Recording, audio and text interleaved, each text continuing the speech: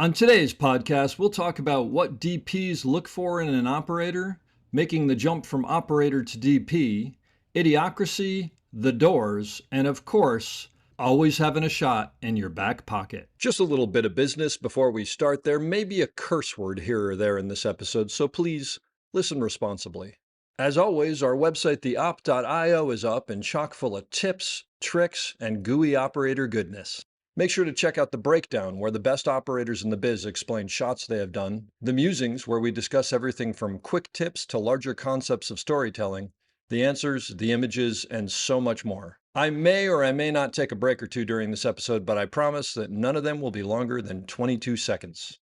Finally, if you are enjoying the podcast, please follow us, write a review, share us with your parents, and talk us up around the water cooler with your friends. So grab a beverage, sit back, and enjoy the op. Thanks for listening. Lock it up, nice and quiet, and let's roll. Rolling. Victor 30 Echo, take 2. Hey, Margaret. Hey, Mark. And camera set. And action. Hello, everybody, and welcome back to The Op, the podcast where we talk about operating and the art of visual storytelling. I'm Dave Comides, your host, and today we're actually coming to you from the Picture Shop, which is a color timing theater, because my guest, cinematographer Jeff Greeley, was here timing an episode of a new TV show called Dark Matter, and they allowed us to hang out here and talk afterwards. Jeff has been a camera operator and is now a DP on such things as a cinematographer, Dark Matter, Goliath, Castle Rock, Snowfall, Manhattan, which is the best show that nobody's ever seen. As an operator, a couple of things he did: Silicon Valley, Manhattan, Idiocracy, which I absolutely want to ask you about, Little Miss Sunshine, and just because it's cool to say, as a second AC, he was on The Doors. Jeff, thanks for being here. No problem, Dave. Happy to be here. And I think that's all the time we have today. Clearly, I'm one of your most honored guests. Honored guests. Jeff and I go back quite a ways, and it pains me to say this on the record, but he was an excellent camera operator, and he is now an excellent cinematographer, even though I give him crap all the time for both. But my first question for you is, at what point did you realize that you would never be as good as I was and decided you had to become a cinematographer? Is there a moment that you remember? I don't know exactly when it hit me, but it was pretty early on. Okay, yeah, I understand. It happens to a lot of people. But I'm glad you succeeded. No, but I don't know. What did we work? When was the first time we worked in Chicago? Probably in Chicago, but one of my key memories of you is we were on Manhattan. Okay. With Tommy Schlamme. Again, the best TV show that nobody has ever seen. Right, and we were they were struggling. We were A and B camera, and they were struggling to come up with a shot. I know the story you're talking about. It was at night, and you and I were standing back watching the director and the DP try and figure out how to shoot the scene. Yep. And both of us kind of looked at each other and we were like, oh, I know what we should do here. And we didn't say anything. We just watched them struggle for a while. Yep. And then one of us, I don't even remember who it was. I think we talked about who should be the person to I think we did. I think we had a plan. Yeah. And we went in and said, hey, guys, what about if we started here and we pulled back and blah, blah, blah. And they looked at us and like, oh, yeah, that's a really good idea. And then I remember we were talking with Tommy Schlamme about it later. And he said something about that, and we were like, well, yeah, Tommy, as an operator, you always got to have a shot in your back pocket. The back pocket. I remember this. And he was incensed. He was incensed that we would hold out. We would hold back. And we were like, well, yeah, of course. I mean, we got to keep it, and you don't just throw it out there early on. But I also remember the look on his face at that moment was sort of bewilderment, and then it was sort of like, you're kidding me. And we were like, well, you gotta take your shots. Well, and it's a good thing for operators out there. You've got to know your timing on when you give someone an idea.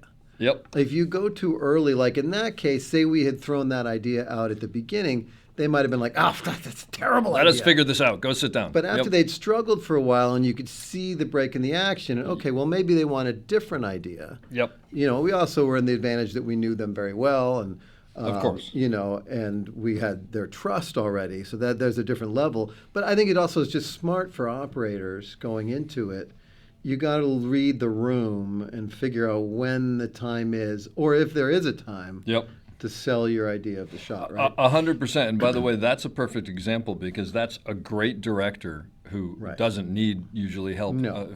But at the same time, He's in the thick of it with the actors trying to figure it out, and we're sitting back on the sidelines just watching everything. So we get a much easier view of trying to figure it out, which is what, I don't know, I mean, as operators, I think you always do. You go into the rehearsal and you figure out in your head, this is how I would shoot it. And it may not be the way you're going to shoot it, but it's like, all right, I got to go to, and now we're going to figure out what they want, and now I can eventually get it back to what I want. Correct. Which is what I do with you as a cinematographer. But jumping to farther ahead there, how'd you get into the business? What's your story? I got into the business. I went to Skidmore College in upstate New York. I was a art and photography student. Well, I didn't know that. And art history and photography. And photography I love, but I wanted to get into cinematography. So I moved out to Los Angeles, and I didn't literally know a soul. Yeah. And I thought I want to get in it. I didn't really even know how to start. I just had a random name of my dad's ex-girlfriend's ex-boyfriend, who was a line producer. This story. And I called him up, and I said, "Hey, she had told him about me, and he says, "Well, I'm line producing this movie." I went in to meet him. What do you want to do? So I want to be in the camera department. He said, "Oh, well, I can get you on as a camera PA. It's unpaid." I was like, "Great!" And it was that movie, Internal Affairs, with Richard Gere and Andy Garcia. John Alonzo shot it. Who directed it? Was that Michael Figgis? It could have been. Yes, Michael Figgis, I think, directed it. Yeah. This was early. This was 1989, Something probably. like that. Wow, your first movie, you're working. My first movie, and it was John Alonzo, and I was cool. I was the camera intern. You remember who the operator was? It was Pernell Tias. Pernell Tias. And Greg Smith was the second assistant Greg cameraman. Smith was the second And Hobby assistant. Jordan was the focus puller. Oh my gosh! So I got in with this great group of people right off the bat, and I was the sort of unpaid camera intern. But in those days, it's like Greg was teaching me. It was just a second. There was no loader. There was no intern or anything. So he's like, "Oh great, I'll teach him how to load. Then I don't have to load anymore." So I was doing like so much work. That's great. So I did that show, and that show became. They struck that show, and it was during the time of the strikes. Yeah. So everybody had to walk off the show, Yeah. except for me, because I was not in the union, and Okay. the cameraman, John Alonzo, because he was what they called financial core back then. Okay. And so they didn't fire him. Everybody walked. Everybody walked. They brought in a crew from Texas. Oh, no way. Gary J was the focus puller. Wow. And Don Reddy, because they were not in the union. They were not part of 600, 659, 695, whatever. Oh, because it wasn't a national union yet. Right, it wasn't national. Oh, I didn't even know they could do that. Yeah, they brought them in, and there was picket lines. And I'd be going to work. So I was like my third week in the show. They made me the second assistant. I didn't have no idea what I was doing. I was suddenly running around. And Nate Goodman was one of the first assistants too. No way. Now a DP. Wow. All these names. Oh yeah, we go way back. So anyway, Wait, this goes on. Did people give you flack for staying, or was it understood? No, because in fact, you the were... camera department told me I should stay. So to keep things together, Well, they just said it's a great opportunity. Yeah. It doesn't matter. I'm not taking anyone's. I wasn't taking anyone's job really. So anyway, after a few weeks, they got the regular crew back in. Yeah. And we did the show, and then John Alonzo took me on his next show, which was going to be non-union. Okay. And I was the second assistant, and after the second week, it rolled over, and I got in the union. What show was that? That was called The Guardian. Man, that was directed by Bill Friedkin. Wow. And that was non-union. So I've been in LA like 4 months, and I got in the union. So it was really just it just was like a crazy turn of events. And I was with this cameraman who was pretty well known, famous, Chinatown, Scarface, all that, Harold and Maude. And I did like 10, 15 years with him until he passed away. Oh, I didn't know that. Yeah. Oh, I was a second, a first, and he moved me up to operator. And he also got me some little projects to shoot when I was an operator. I'll tell you, my two John Alonzo stories are, he was the DP on the first thing I ever did, which was Tremors, but I was doing miniature visual effects. And they wanted us to go out to Magic Mountain one night to work with First Unit to get some measurements on something. And so I was like, can I go? I was the PA. And they were like, yeah. And I remember, I think I said hello to him, and it was a bad time, and I didn't know what I was doing, and he kind of chewed me. He's like, "Who the hell is this?" And like, he wanted nothing to do with me. And then years later, he was the DP on the live movie Failsafe. Yeah. And we ended up winning an Emmy for that. But actually, as I got to know him, and he's a wonderful guy. George Clooney. Yeah, he's a wonderful guy. Like 30 cameras. He's an absolutely wonderful guy, and he was so he was so giving and talking to him at lunch and whatever, he just talk about stuff and whatever. And I mentioned it to him once, and he was like, I don't remember that, but I'm sorry. I was just like, yeah, no problem. I was probably in the wrong place at the wrong time. But then he ended up winning the Emmy for shooting that. Yeah. And he got up and he named every single camera person by name. He named the gaffer, the key grip, like everybody who was involved. It was quite impressive. And he was a good guy. The thing about John Alonzo that doesn't really happen now, or it happened maybe more then, was he was the kind of guy, if you were the first assistant and we were about to go on a shot, he'd hand you the meter and go, what are you going to shoot it at? Really? And he'd send you out there with the meter, Wow. and you'd hold it around, you'd sort of wave it around, go, 2.8? That's really cool. And he'd say, why? And you'd be like, well, it says 2.8 right here. And you'd be like, well, where are you? Yeah. And he'd make you think about, like, where's your key? He would teach you. That's great. And this, of course, is in the film days, and the lighting. But the other thing, my first time I met John, very similar thing, on Internal Affairs, day one, Greg Smith says, go see if the DP, John, wants some coffee. I said, oh, okay. So I go up to him, and he said, kid, give me some. He grabs out his mug that was like a ceramic custom mug that said John A. Alonzo ASC on it, and he hands it to me and he says, "Yeah, give me some coffee with some Equal in it. 1 packet of Equal." I'm like, okay. So I grabbed this thing. I didn't even know what Equal was. I ran to the catering truck, and it was, of course, they were kind of closed in between breakfast and lunch. Yep. I'm like, hey, guys, can I get some coffee? He's like, yeah, sure. And I, can I get some Equal? And they're like, yes, sorry, we don't have any Equal. I said, how about Sweet and Low? They're like, okay, here.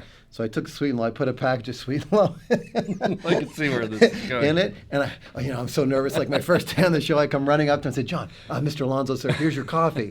And he said, oh, thanks, kid. And he takes it. I remember we were outside. We were downtown LA in front of the, the big government building. I know what you're talking about. City Hall. Yeah, in front of City Hall, right on those steps there. You know that big thing. Yep, steps. I know exactly. And he grabs it. Scene. He takes and he looks at me and he spits it on the ground.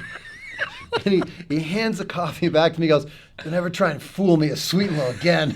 That's fantastic. I was like, oh no. So that night, on my way home, I went to the supermarket and I bought a huge thing of Equal. Okay. And that is where. Second piece of the podcast that everybody should remember, that might be the most important thing you say today, actually. Right. I went and I got a thing of Equal and I kept it. I kept a bunch of them in my pocket and the rest of them on the truck. And anytime I had to get them coffee, oh yeah, I wasn't getting caught out by the caterer, or it's the same thing, or the grips in a camera grip situation, or whatever. You don't want to get caught with your pants down. Right. And if it happens once by accident, that's on them. Or if it happens twice, that's on you. There's no question. You have to, and I think as really a younger good, person coming up, that's a good thing. It's a kind of a good learning 100% idea. And I've used that same to like younger people in the camera department that like say a loader or a utility or something. And sometimes if someone's not really quite cutting it, I did this in Chicago, a certain person, and I told them this story. Yeah. And as a way of saying, this is, you got to be proactive. Yeah, yeah. And that's what you got to do in this business. It's you and I, of course, know that, but sometimes people don't quite understand that. No, and I think, look, if there are two people who are moving on their way up and one of them has Equal and one of them doesn't, guess who's getting the next call? I mean, it's that simple, right? That simple. Do you want to take a moment to tell everybody how you like your coffee, just in case they end up working with you? Black. I'm pretty easy. There you go. Okay. But it's got to be espresso. Oh, okay. Well, a double. There's got to be something fancy. Some steam has to be used on some level. No, that's a great story too. So you worked with him for 15 years? Yeah, about 12, 15 years. So did you? But you never operated. I operated for him. He moved me up to operator. Oh, I didn't know that. He moved me up to an operator on a job. It was Lansky. It was the Meyer Lansky. It was an HBO story. Oh, no way. I was his first. Uh-huh. Mark Figueroa was my second for a long time. Yep. He moved me up to operator, so Mark moved with me to focus puller. That's cool. And we did this Meyer Lansky show. I'm sorry. Mark did. Yeah, I did B camera. I operated B camera. Frank Pearl operated A camera. I was going to say, and Fig went Fig to. did A camera. Did he go to? Because usually you don't want to move I can't two people remember. up together. I'd have to ask Mark. Yeah. But I don't remember how that went. But anyway. then one of the beauties of that job was I got to shoot in Jerusalem. No at the way. end of the show for 2 weeks, and it was only me that went. I just went with John by myself. And anyway, it was one of those things where I learned so much from John because he's a teacher. You Yeah, know, and obviously. And that's like and it's hard these days. Like I try and do it at work, and I try and take time. But the schedules, No, there's no time. It's so hard Yeah. to find. And I always tell like interns or utilities or loaders, ask me questions when it seems like a good time. And I think sometimes they're not, they don't feel comfortable or whatever. But I try and get people I to know do on that. Justified, which you and I did, we had those 2 interns, and I did the same thing because I always do that. And after the first couple of days, like they were in the back of the room, and I went up to them and I was like, Brianna. and I forget his name. They actually worked on Dark Matter. Did they? They're both in the union now. Oh, good. They're both. That's amazing. In the union, they're in Dark but I Matter, remember going up to him and going, remember we said to ask questions? Like, you're not asking questions. Oh, okay. And then they come up occasionally, and I just sort of accost them and go, you got to be asking more questions. Yeah. So it was a long time ago, so this probably isn't a fair question, but I don't really care. When you moved up, I mean, granted, obviously From what to what? From assisting to operating, like your first time operating. Yeah. I mean, as a full-time gig, I'm sure he probably threw you on the camera occasionally up to lens. Or, you're in a situation which is protected, right? In the sense that he's gonna not, he's not over there with the hatchet over, even though he expects you to do good work. Do you remember what the biggest hurdle was of being a B camera operator for the first time? I think when you first move up to operator, you're just trying to keep the head in the box. Yeah, there's that. You know what I mean? Yeah. You're just so overwhelmed with the actor in front of you and their movement. Yep. And you don't want them to pop out of the top of frame, or or they're going to stand up and you're absolutely petrified on a stand up or something, that they're just going to go whoop right at the top of frame. I think that's probably, and I can remember John sometimes yelling at me, like if I was doing a shot, keep him on the left side of screen, or keep him on the right, don't let him, like, because you're just trying to, don't let him get to the center of the screen. Just keep him on the left, on a pan or something. I guess the reality is the answer might be that at that point you don't even know what you don't know yet. You're just trying not to get fired. Yeah. Yeah, and it helps, obviously, I would say, and of course you know this, when you are moving up, to have somebody in your corner that's above you is indispensable. As like I've moved up people from assistant to operator. Yeah. And Jessica Laykoff, for example. Sure. And so then, like, I was there kind of keeping an eye on what shots she did, not kind of overloading her until she got better. Of course, now she's like operator to the stars, doing all kinds of big shows. Yep. But you know what I mean? It helps to have somebody in your corner that is watching out for you. But well, and also, by the way, and surrounding you, right? Like you're a good dolly grip, who you can go, hey, let's put the low mode on here, and the dolly grip's like, no, we're not putting low. That's not the way to do the shot. This is the way to do it. I mean, and also in those days, of course, remember to turn the camera on. That was a big And one. actually, my big thing was off. On, I was really good. With off was. It's right here. Which isn't as important, but still not great. Now it doesn't matter because the assistant does it, and you don't even have control of the switch. It's a whole different story. And then, so how long did you sort of B camera before you got a shot on A camera? That's an interesting question.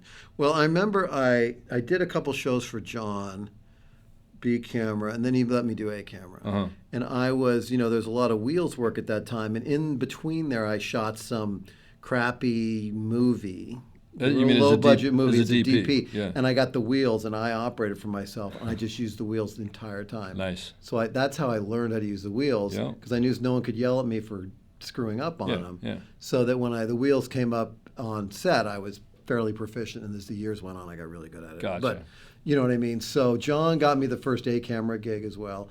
And he also got me this little PBS movie to shoot during that time. That's amazing. I mean, Wow. He was just a great. It's so funny. I've known you guy. so long. I had no idea that connection existed, or that was there. Working backwards, just because I mentioned it, I want to hear about it. What was it like to work on The Doors? On The Doors? Oh my God, it was so long ago. It was, I have to say that in today's world with HR, I'm not sure that movie could have gotten made. I mean, it was a whole different style of filmmaking. It was great. It was my third movie. That was your third movie? Third movie. I was the B camera second. Unbelievable. On that movie. And who shot that? Was that Richardson? Bob Richardson. Bob Richardson. And, who was very intense. Yes. And who's an amazing DP, but you got to have your A game. I barely had a D game at that point. That's what I was going to ask. So it was just, you know, it was fun. It was really a learning experience. Was it kind of amazing being able to sit there and watch someone like Val Kilmer do what Val Kilmer was doing in that movie? Oh yeah, it was great. And well, we also shot, and it was like shooting a music video every day. Right. We shot so much concert stuff. And he just became that character. Oh, That's incredible. And I learned so much, like in terms of like super intense, like as an assistant, you know, as a second, you're standing behind the camera, no eye contact. Yeah. You know, the actors, you got to be, in those days, you had to be so careful, right? And Yep. it was just such a different deal. You had these big mags, you run into the truck, we're doing concert footage, you got film going everywhere. Oh, that's right. You're going through it like crazy. Oh my God, the loader was, you know, Dan Turek was the loader. I mean, we had a great group of people, and again, it was the Carlsons, Don and Rob, who were the assistants. Who were Don Carlson at that time was the biggest thing going. Don Carlson was the assistant on that thing in Chicago too that we did. Yeah, he was. That's right. Yeah. And you know, so it was a great learning experience. That's really cool. That's amazing. You were the operator on Idiocracy. Yeah, for a couple seasons. Yeah. Wait, Idiocracy was a TV show? No. I'm sorry. I thought you meant Silicon Valley. No. Yes, I was. I was the A-camera operator. That was the movie Mike Judge. Yes, All right, my Mike first Judge. question is this. From what I understand from people, Mike Judge, when he's really excited, sounds like either Beavis or Butthead. Is that true? Yeah. Oh, yeah. Well, he does all those characters. Those characters. But I mean, apparently, like, he subconsciously sort of does that. Yeah, that movie is now like it's like a sleeper sort of predictor of the future. Well, it's crazy. It's a predictor of today. I mean, it's like a documentary. It's really quite frightening. I remember Mike is, you know, he's obviously super creative, but I remember one thing that I always remember. We were doing some insert, and in the insert it was like to read back something that had been written down, like a line of dialogue. Like you're panning across. So you're panning across the dialogue so the audience can read it. So I panned across, and Mike's like, "Oh, Jeff, slow that way down. My audience is real stupid. They don't read very well." So I had to slow it down and really creep the camera. You end up putting the finger in there to follow. Like the bouncing ball from karaoke. Classic. It's like they don't read real quick. So a movie like that, when you're making a movie like that, did that just seem like this is going to be horrible? Because it feels to me like one of those movies that making it, you know, you wouldn't know whether it was going to be good or not. It is a little over the top. Yeah. You know, when you get the president comes out with his Jerry curl and everything. Totally. And, you know, but I don't remember. It was an enjoyable movie to make. We had a lot of fun. It was in Austin, Texas. Sure. In the heat. That was the only hard part. Oh, and, you know, I have my assistant, Mark Figueroa, was the A focus puller. And we had a good time making that movie. That's great. You know, it was a lot of fun. But no one knew it would have the well, that's why I asked. The because that it has. I mean, how many things have you worked on where you're like, this is horrible, and it turns into something that's just a cult classic, and vice versa, right? This is going to be unbelievable, and it just gets butchered, and that's the way it goes. There's no predictor. There's none whatsoever. As I like to say, you can't make a good movie from a bad script, but you can really screw up. You can really screw up. Yeah, there's no question about that. When you were doing B camera, just thoughts on working with the A camera operator. Like, you go into rehearsal, right? What are you doing? Well, if his name's Dave Comides, you set your camera up kind of where you're pretty sure it's in his shot. Yeah, no, that goes without saying. And you get a big dolly track in his shot, and you kind of get there because he's gone off and he's not paying attention, and he's like at the craft service. So while he goes to craft service, you tell your dolly, go, lay me a big track right here. Or the other way you do it is you go, before Dave wakes up from the corner, get that track down. He's napping. All right, there's some truth to that. I'm not going to lie. I'll take my knocks. So wait, what's the question? But no. You know, so the private rehearsal is over. Yeah. Everybody gets pulled in. Yeah. Your A camera operator obviously is probably standing next to your DP and talking or whatever. Yeah. What are you doing as the B camera operator? Well, okay, here's a good example. When I did a bunch of B camera for John Lindley, who we both know very well, and I remember I came in on B camera. I didn't even know John on Bewitched. Oh yeah. And Henry Klein was the A camera operator, and it's a huge movie, right? Over at Sony, and John didn't know me, and you know John in that situation, he's not the most welcoming, really. You're kind of a little bit higher up than dirt. But I'll be much. Cutting John's quote in right here, but go ahead. But not much. And I remember, you know, you're sort of watching, and I did a couple shots, and he said, Jeff, you come over here and do, okay, great, you do this. And I could see him getting a little bit of confidence in me. And then I remember at one point there, like you said, they were over there talking about a shot, and I saw what I thought was a really great shot. Yeah. And after they were all done, I said, hey, John, what about this? Come over here. What if I'm over here behind this and you see that? He's like, oh, that's great. I love that. Yeah. And I did the shot, and I tell you from that moment on, Yeah. he's like, Jeff, when we're rehearsing, just go Just find me something. Just find me Find me something. something. Because he could trust And once, and I think that's very true for me as a DP now. Uh-huh. Once I have the trust in that operator, Yep. it goes a long way. But you can blow that trust too. But Well- but that's where I got to with John, and then of course, we all worked together for years with John, Yeah. and we still do. So, but I think that's the way I like to have a B. I always like to do B camera, and in fact, I thought a lot of times it was more fun than A camera, because especially in my day, I didn't do Steadicam, so I obviously didn't. Then they got to this thing where they always made the A camera the Steadicam guy, and which I thought was BS. Yeah, sure. But because anyway, and we can get into that later. We can talk later about that in episode. therapy later. But the B camera enjoyable thing is when you can sort of create your own shots. If you're just the DP, I've been both. I've done both with the DPs. Like Jeff, you're over here tighter on a 75. All right, fine. Yeah. It's just not, your brain is completely switched off. Yep. But if your brain is on and you can make your own, you see something that can help tell the story, Yeah. and you're smart and you're not going into the side of the light where it's going to be flat, that's a key thing, Yep. right? You got to understand lighting a bit. Then I think it's a lot of fun doing B camera. And you stay out of the A camera's way. And Yeah. I typically, depending on my relationship, I wouldn't really go to the A camera operator. I would go to the DP. Yeah. I mean, sometimes it gets a little political there. Basically, But- would you go to? You'd only go to the A camera operator if there was an ego reason to do that. If they needed to hear it from you first, kind of thing. Something 'Cause like that. it does happen. I mean, It does happen, Where they which don't want, I they don't want to be find- shut out. Which is, I think, a little ridiculous. I to be do. honest. I'm not saying personally in my. but I don't it's let that go reality. down on my sets now, but Yeah. there is plenty of guys out there Yeah. that is a thing. It's usually, and it usually comes from probably insecurity. But Usually, it's from insecurity. I've said this. I got to start counting it at some point. This may be the 7th time I've said this, but you will understand this of all people. What I always like to say is Patrick Rousseau on Snowfall. Yeah. Jess and I would set up this shot that's like, all right, the helicopter comes in and I jump down with Steadicam and I run through the house and then I go up to the top. The helicopter picks me back up and you're walking around going, this is the best shot ever. And then Patrick's like waiting behind a garbage can for them to move something and has a shot that tells the whole story in one thing. And I'm like, this I shouldn't even do. He did Goliath season 3, the first half for me. Oh, I didn't know that. 1 through Okay. 4 after Snowfall. Yeah. And I remember one time we were in this, we did this whole big thing, a lot of casino work in this casino we built. And we set up this big thing, episode 1, Billy Bob walking in, he goes around, comes in, same thing like you're describing. And this, I think it was Steadicam. And, we did this big deal. Is that Jody Miller? Is Jody Miller. Yeah. And we did this big Steadicam thing. And Patrick, he's like, hey, Jeff, what about this? I said, yeah, it's great, Patrick, do that.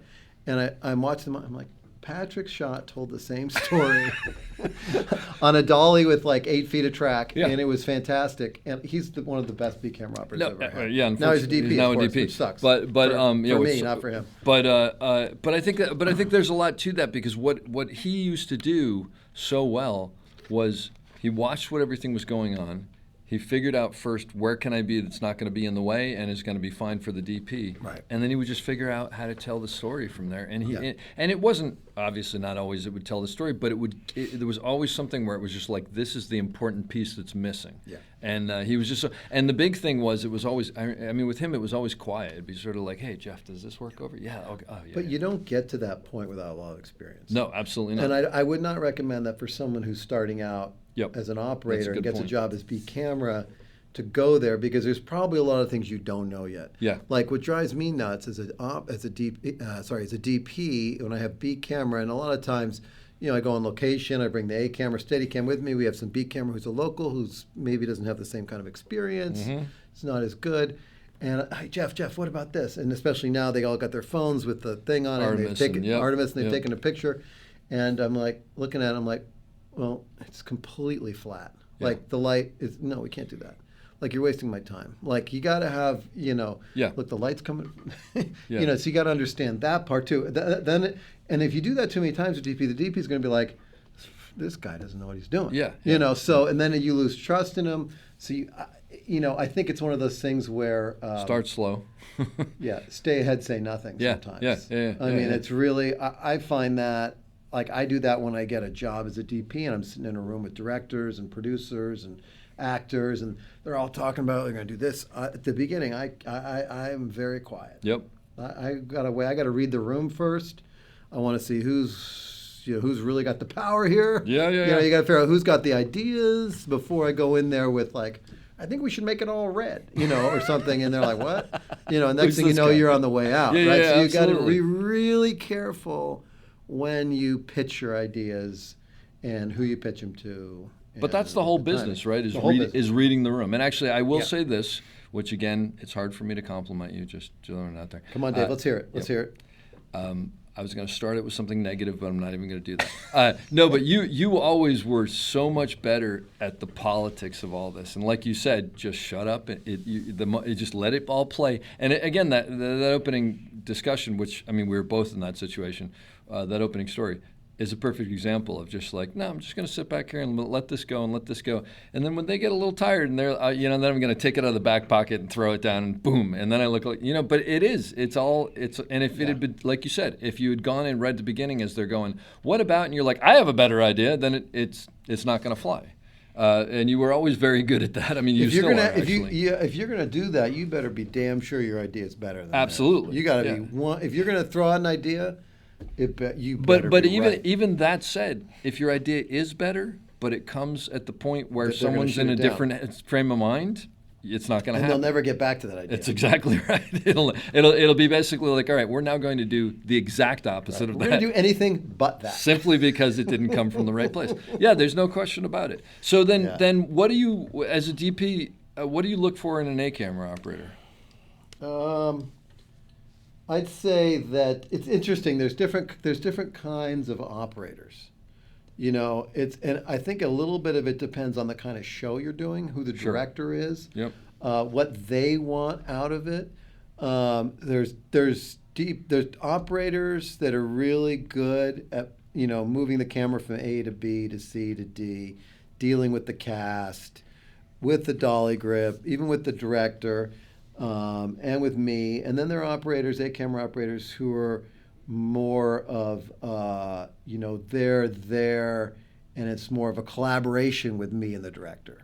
But it's a certain level of, like with you, it's really, it becomes a collaboration. Like, let's tell the story this way. Or once I have really trust in an operator, like just sort of send them off with the director and here, you guys do that while I'm lighting. To me, that's really, I love that. When you Because get an you can operator, trust them at that well, point. you can trust them. They're not going to like put the camera in some spot where I can't light it. Yep. Or something like that. So it really, that's wonderful. So I think, I like the collaboration because sometimes, look, there's so many ideas on a film set. It's too hard for one person can't come up with all the good ideas. Yeah.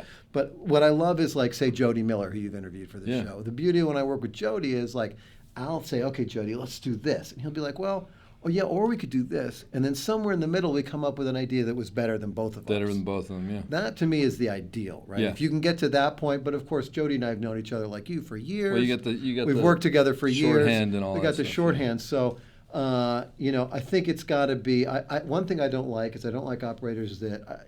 You got to be nice to everybody on the show. You can't be yelling at the dolly grip or yelling at the boom operator. You just can't have that anymore. Yeah. Yeah. And I think for a lot of people, I think that's kind of going away. I think it it's was an old changed, school but thing.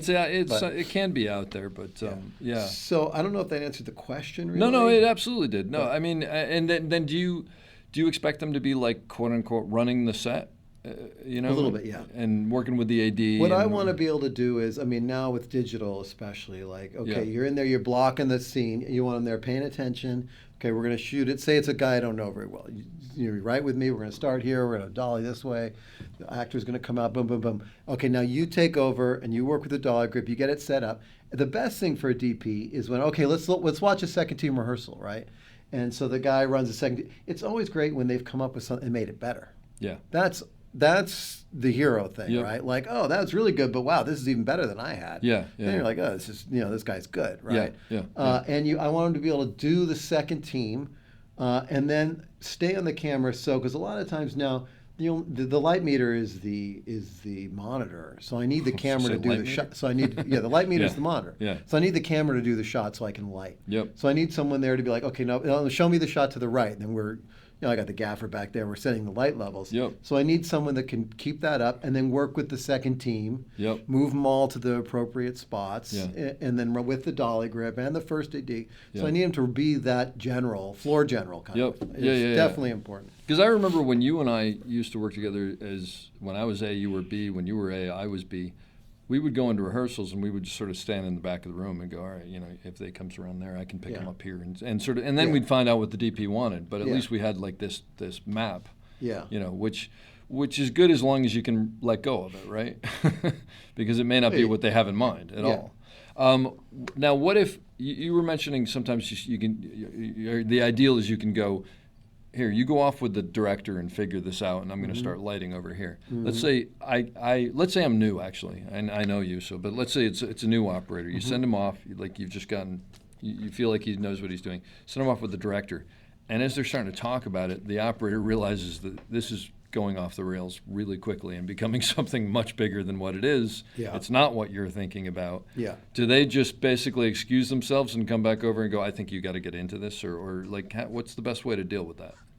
You mean they're over there with the director? Yeah, they're over the I director. mean, again, it depends on the vibe of that director, I suppose. Yeah. I would be like, if I was that operator, say I was the operator in that Yeah. situation, say, Yeah. hey, let me get the DP over here real quick because Yeah. I don't think he's thinking he's got to light that or something like that. Yeah. So I'd be like, hold on one second. I just want to make sure Hey, we're Jeff. not painting ourselves into a corner or something like Right, that. we Yeah. better get, I don't Yeah. think he knows this is part of it, so let's just make sure, that's what I would say. Let's Yep. just make sure he's on board. Yep. I don't want to set something up that he can't light. Yeah, because Or I that- mean, yeah. as operators, you do get into that, and the other thing you get into, which I don't know if you ever had, but as an operator or a DP, is when the DP and the director aren't getting along together, and you're in the middle of it. Oh, I've been there. So what do you do? Um, It's the worst. That's why you get the big money, as I say. That's exactly. It's No, all but great when everyone's getting along. Oh yeah, But if they're it's not the getting worst. along, it's the worst. Yeah. Because you're getting competing. I had it ruin a relationship with the DP because of it. Because the DP I worked with a lot because the director wanted this and he never wanted to do that, and then I would be with the director this and I would try with the DP and it just and you just couldn't handle it. it just didn't. At the end, it was like, yeah, this isn't gonna work. Sometimes you lose is the end of the story. Sometimes but you do lose. But it's the worst. I mean, what I've always do is I just go, hey, let's all three of us get together, and then usually I'll be like, the dolly grip, come over here and listen to this because I want to witness to what's going. But it is that thing where it's like, look, and usually what I'll do is I'll go, I just don't understand what we're doing. Like, I can't figure this out. So can you guys help me figure this out for me? Because I don't know what to do because, there's too many things going on here. Yeah, I mean, it's one of the hardest things there is. There's no question. And for a DP, too, with a director, it's the same. If you're not seeing eye to eye, it's terrible. Yeah. And then you get the actors involved and they want to do something else. Exactly. It's really it's the tricky part. That's the politics, right? That's where you got to, like you said, you got to figure out how to maneuver around those people that hire you and fire you, and that's and it's the part of this that has nothing to do with operating, No. which is so much of operating has nothing to do with moving the camera. 100%. It's that stuff. I mean, I think you got to be able to move the camera, right? You got to understand That's a what a given. good shot is Yep. and what a bad shot is, and I think that's a big difference in Hollywood. There's people that are really good. I was kind of saying this earlier, moving the camera from A to B. Yep. But there's also moving the camera and also having an aesthetic sensibility.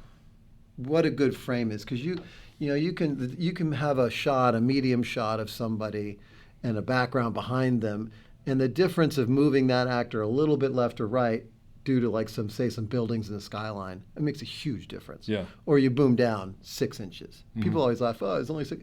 You know what? It makes a huge difference in the frame of the shot, in the storytelling and the vibe and the whole thing, right? Yeah. So you got to have that aesthetic sense. And some people, I don't know if you can train that. I mean, a little bit, but not necessarily, right? I think you can coax that, but if it's not there, it's not there. Yeah, you got to know the difference between a good-looking shot and not a great shot. And that's a different, like you're saying about A-camera operators, that's something an A-camera operator really has to have. It has to have that, you want to look at other stuff they've done and see that sensibility. Of course, it's hard to know. Maybe the DP set it up. I mean, That's true. You just don't know. Right? You can only go by so much. You mentioned, though, actors. So when you were working with actors, do you have any advice for younger operators about working with difficult actors? The easy ones are the easy ones. Yeah, the easy ones are easy and enjoyable. Yeah. They stand up slow, and It's the best. they hit their mark, and they're enjoyable. And you want to go around. out for a beer with them on the weekend. Right. The bad ones are, again, I think you start out by saying very little. Yeah. And if I'm an operator and, for some reason the shot's not working out, say like they're not hitting their marks and you can't see the person behind them, and I would probably get off the camera and go over to the director and say, hey, this person is not, anyway, I would try and put it in their court. This actor is not hitting the mark. Would you have tried to talk to the actor first, do you think? It would depend on my relationship. Depend on the relationship. Completely. Yep. Of how I got along with them. And I've had all kinds. I've had ones that will do whatever I need them to do, and ones that look at me and scowl at me and think this guy's an asshole. So as a second, you weren't telling Val where his mark was. No. So as an operator, I would definitely, I would throw it up the ladder. Yeah. If it was a real problem situation. Yep.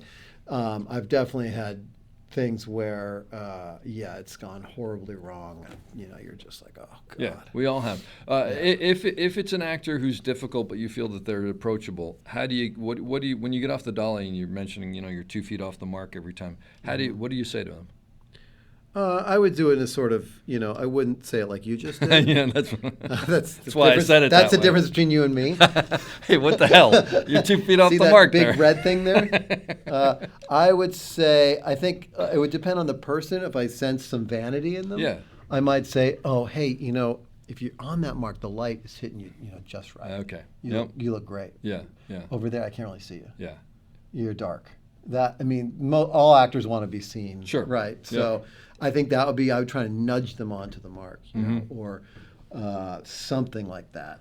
Or, Gotcha. hey, it's sorry to be a pain, but it's real. If you could get to that mark, it'd be really great because I'm trying to see the person behind you. Yep. Something like that.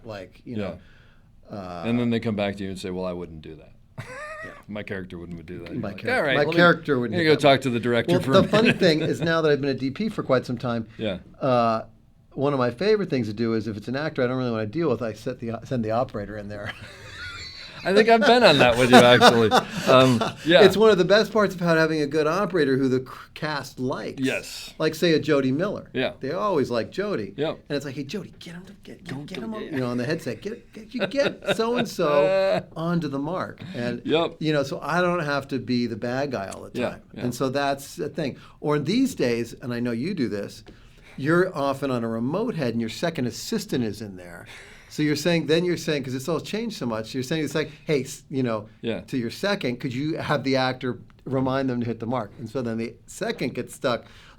It does, right? It all Come rolls on, I know you've downhill. done it. I know you've done it. At the end of the day, the craft service guy is coming in and going, I know you've never met me before.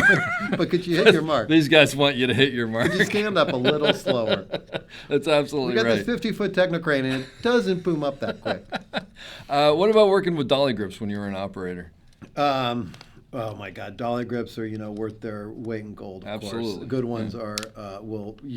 If you're a good one, the operator's job is halfway over. We've just both recently done several jobs with Steve Hubble, and that's a perfect example of just an amazing guy, a storyteller and an amazing dolly grip. I think that if you have a good dolly grip, they know where to move the camera, they know when to move the camera, they know how to set up the camera. I mean, it was so much harder in the old days. Like, I remember I did this show, Black Snake Moan, years ago. With Amy Vincent was the DP, and I was the operator. And was Lauren Yaconelli on that?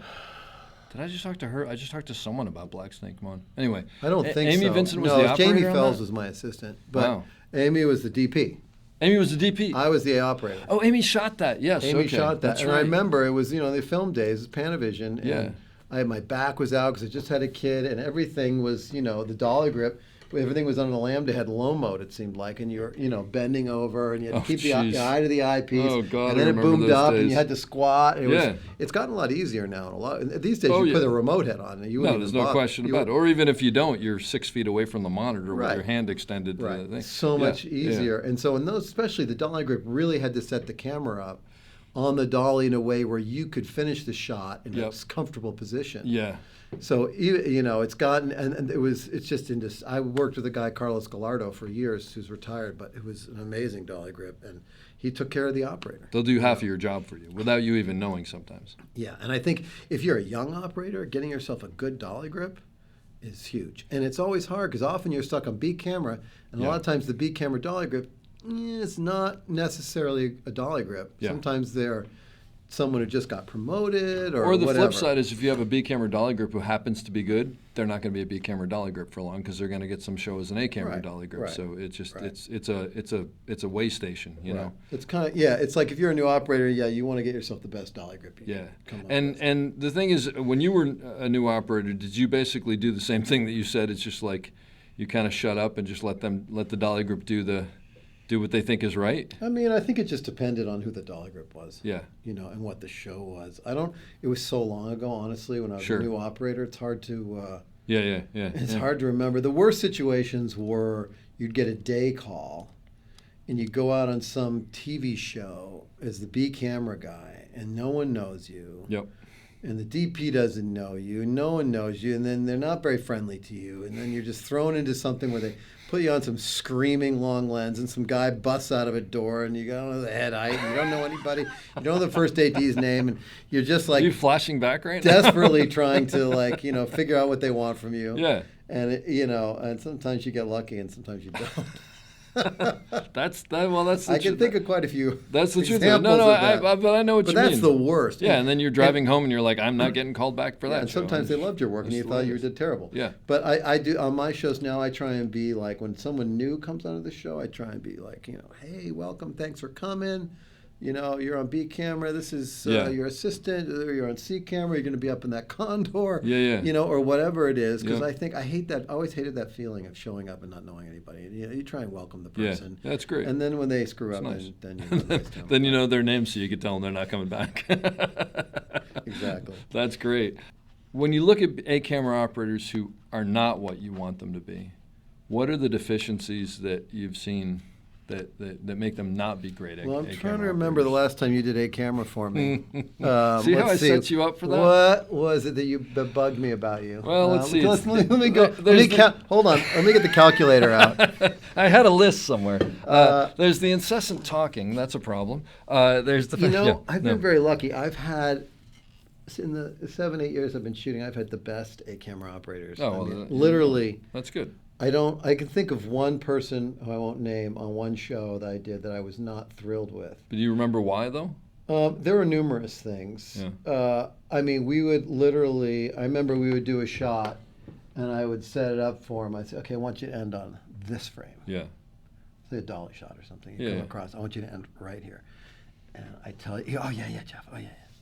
And he would do the shot and it would not be that frame. It'd just be totally different. Not even total. It would tilt it up, pan Yeah, left, down. I mean, it'd be different. Yeah. Right. And it'd be something where I want you to come in, boom. It's right important to lock. Yeah. Here. I want you. You Hit need to the land frame. here. Yep.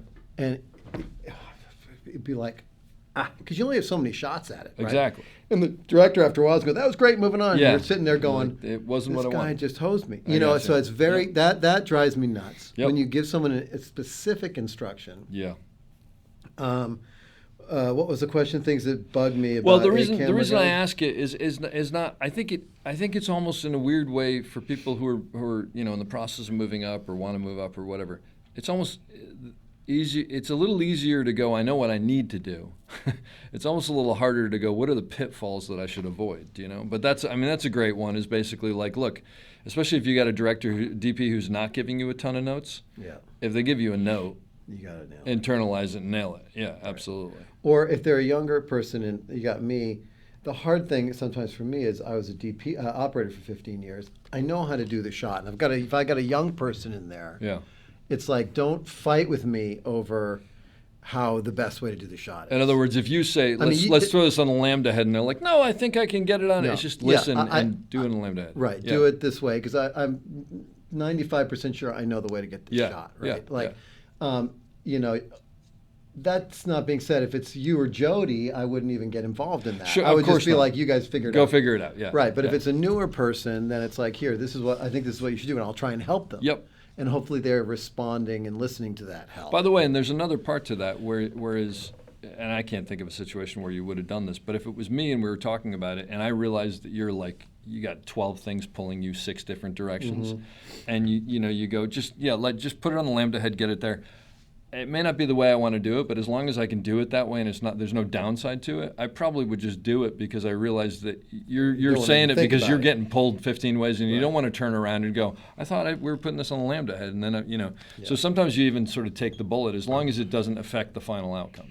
Yeah, and your question about difference between B camera and A camera, I mean. So in the perfect world, like we were talking about before, you have a B camera that is really you have. The perfect world is 2A camera. It's 2A camera operators, right. 100%. That's when I had like say Jody and Patrick Rousseau. Yep. We did shots where Jody would pass the camera to Patrick. It was on Snowfall. That was on Goliath. On Goliath, we did some. Weren't they both on Snowfall too? They were both on Snowfall too. Yeah. I had both of them for both, and it was amazing. Yeah. I could send. The other thing it really gives you the advantage of, which you can't do with a younger B camera operator, is I like to leapfrog on it, honestly. And you'll say like, okay, so Jody's in here. Patrick, we're going to be in that set next. Yep. So get the camera over there. I'll give him a little rough thing. Yeah. And set up a shot. Yep. And when you got someone like that, you come in, this is great. It's halfway done, and we're moving over there. And it's like, especially in the TV schedule world where you have to do that, that gives you the best chance of getting good work. Well, we're here in the studio because you were timing Dark Matters, and actually we looked at that shot. I remember specifically, I was out there in Chicago with C camera. Yeah. And you sent me ahead to the library while you guys were outside with a techno crane to set up a shot, and I think you guys even gave me a frame from the Scout or something. I don't remember what it was. And we set it up, and I think it was a complex shot. It was a complex shot, and I think what we did was we set it up, we recorded it, and then we brought it back down while you guys were still there and said, is this what you want? You tweaked it a little. And then by the time you got up there, it was just like, all right, let's get the actor in place and let's go. Yeah. That totally, and if I didn't have you, if I had somebody who was, say, a newer operator, I would never have done that. Yeah. I never would have sent them over there, and it would have cost time. Yeah. Because we would have had to go over there and set it up with the A camera person. Yep. Because that was a shot on a remote head, and you had to do almost a 360 pan around while you're booming up. It was also very specifically architectural. So if you put the bass in the wrong place to begin with, you're like come up and it's 45 minutes till you're. And we just watched it. It's a beautiful shot. Yeah. So that is a big part of it. Like in the perfect world, you have 2 people that you can really move them around. Yeah. Otherwise, as a DP, you're thinking, okay, we're going to go over there and do that shot next, but I'd send my beat person to set it up, but they can't really, I know they can't operate that shot. Yep.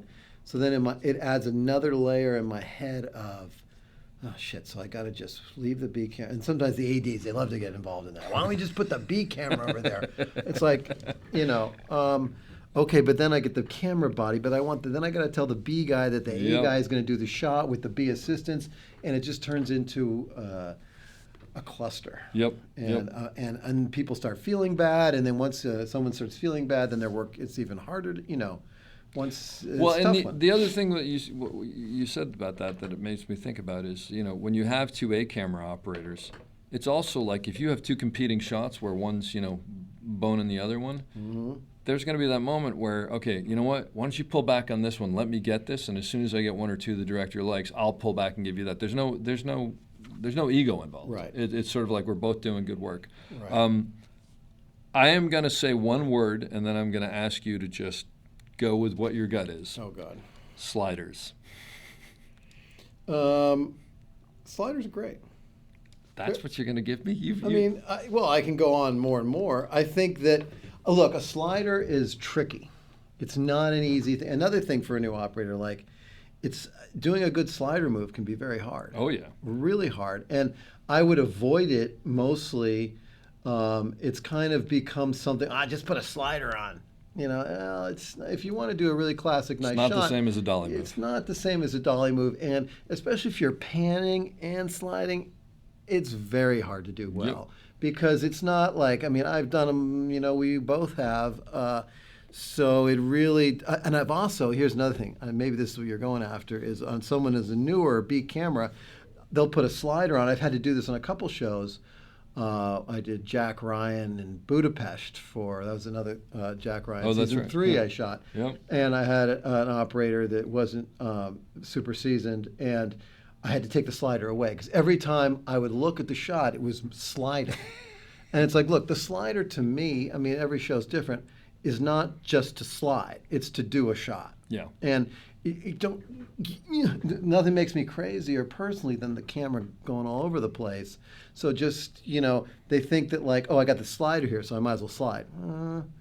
See, I figured if I said that, you would eventually get worked up into where you are right now. Well, the bottom line is just because you have it on there doesn't mean it needs to move. The question is not that you can move, but why are you moving? And what's the point of it? Right. It's got to be a point. You Yeah. got to be telling the story Yeah. or moving the camera. I mean, the one piece of equipment that, really you shouldn't allow on a set is when people try and take old, like, kitchen utensils and turn them into highly expensive pieces of camera motion equipment. Now that's Are you possibly talking about the camwalk, which is revered all over the country, and people are used. Yeah, I mean, if you're going to to use it on set, make sure you get some nice oil in there in case it doesn't exactly rust. Right. I have actually. This is the first time the camwalk has ever been mentioned on this podcast. Come on, and I I'm fed you. glad I fed it beautifully. You did it very nicely. For anybody who doesn't know, the camwalk is something that actually Patrick Rousseau introduced me to. But I found out that as far back as Dukes of Hazzard, the TV show, there was someone who took an old wok and took a 2x4 and cut it and nailed it in the sides. that's the Because the thing is, person. you can get it on the bottom, you can get it very low, and you can do some cool stuff with it. And Patrick was the king of it.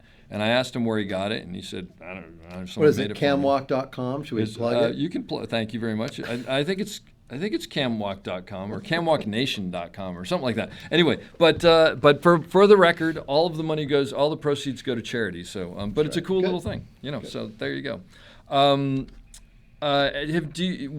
Were you DPing on film? Just a very little bit. Not once you did the full jump. I shot 2 or 3 little indie movies, some shorts and stuff like that. But you weren't a full-fledged DP yet. No. But you were an operator when we went from film to Yes. digital. Do you think that changed things? Well, I mean, I think it changed a lot. I mean, as you know, like you're operating off a monitor. Yeah. So you're not, like we were talking about before, you're not bent over in some horrible, uncomfortable position trying to get the shot. I think it's, a lot at the beginning, I remember people like, oh, it's not the same. You're not looking through the eyepiece. And I agree that's true in some ways. Like there's something really romantic about you looking through the eyepiece and the shutters going, and you're in the cinema basically when you're in there, right? Absolutely. But then again, you can't really take your eye off the eyepiece to see what's coming and when you're going to pan and get ready for the pan. So in some ways, I think your operating is better. Because you have both eyes out, so you can see stuff you looking can at a see. monitor. I mean, you're a Steadicam operator. You operate off a monitor To me, your it whole life. was It's no big deal. That's yeah. what the thing that always threw me is I know a lot of Steadicam operators that when video came out, they wanted to use an eyepiece, which I thought was really strange because I would think that they were used to. You're used to it. I actually miss using an eyepiece. I do sometimes, but I don't that much. I mean, I think for DPs, the difference is huge. Just because video. what you see is what you get. Well, because I can be so precise in the color, in the density of the color, but because I've got this beautiful 24-inch monitor that is exactly how it's going to look. And you can probably light closer to the edge of acceptability. You would have been more careful. Oh, I can put it right in the dumper, just on the edge, and you know exactly where that is. Whereas in film, I mean, of course, the guys are great at it; they knew, but you can really, I think, you see it in shows now where you get a lot of color and good use of color. Yeah. And you have the iPad and you can, at the last minute, you can change, you bring that one up, make that one a little redder. Okay, now this one a little warmer and a little bluer, and right up like, and action. And you're like, okay, stop. You know what I mean? And you can do a lot with a little bit of time, and you know exactly what it's going to look like. You know exactly what and you're I getting. come in here with Pankaj in the color timing room, and it looks exactly like I shot it. Yeah. Yeah, it's quite amazing. That's huge. But as an operator, it's this difference, I think, of an eyepiece and a monitor for the most part. I think the biggest thing is that when I'm on the wheels, I used to be able to sleep during the shot. You still do that. Yeah. Well, no, but when you're using a monitor, if you sleep, your head's not up against something. Well, so you could just rest your eye. You Well, just yeah, close yeah, both exactly. eyes and rest your eye. Yeah, On the monitor. It doesn't people work think as you're well. really paying attention. Wow, he's really into it. Yeah, he's got his mouth open. He's so shocked. Yeah. Well, Jeff, this has really been fantastic. I'm glad I finally got to talk to you. Yeah, It this pains is me good. to say, yeah, like I said, you were one of the better operators that I worked with, and now one of the better DPs, and that's you, really buddy. only because I I want the next appreciate it. job. It's been a long strike. Yeah. That's been a long time. If we had done this while I was working, none of this would have been complimentary. But I'll leave you with the final question that I Yeah. leave everybody with. Okay. Someone getting into the business. Yeah. Someone moving up, B camera to A camera, or Jeff Greeley 25 years ago. What advice would you give those people on how to succeed in this business? I think, like, say, I get a lot of people that are young, want to be DPs, young DPs. And I think it's important for a young DP to work on a set a bit, as an assistant maybe as an operator, but then just shoot. Operate and shoot for yourself. I think you learn so much doing that, especially if you want to be a DP. Like, I spent a lot of time as an assistant, 10 years as an assistant, 15 years as an operator. Now, 7 or 8 as a DP. I wanted to be a DP much sooner. But I think if you're young now and that's what you want to do, you just got to get out and you go to film school maybe, you work on a set a little bit, and you shoot as much as you can. You just shoot. You shoot some film, you shoot video, you shoot different cameras. You have friends that are making low-budget movies, and while you're young, you do those. And I think, and you operate at the same time while you're doing them. That way, it's kind of preparing you for operating. You're getting experience, because as you know, the more you do it, the better we get. This job is not something you can really learn in film school. It maybe preps you a little bit. Like, I didn't go to film school, so I don't really know, but I think you have to do this job by doing it. And I think do it. If you want to be an operator, go out and operate. I mean, operate on a low budget, operate on whatever you can get your hands on, because you're going to learn. And if you're smart, you're like, oh, this is a good frame, that's not so great, this tells the story. That doesn't tell the story. I hope you enjoyed that as much as I did. We'll be back soon with another great episode. Don't forget to check us out on theop.io for all sorts of information on operating and storytelling. So thanks for listening and have a great day.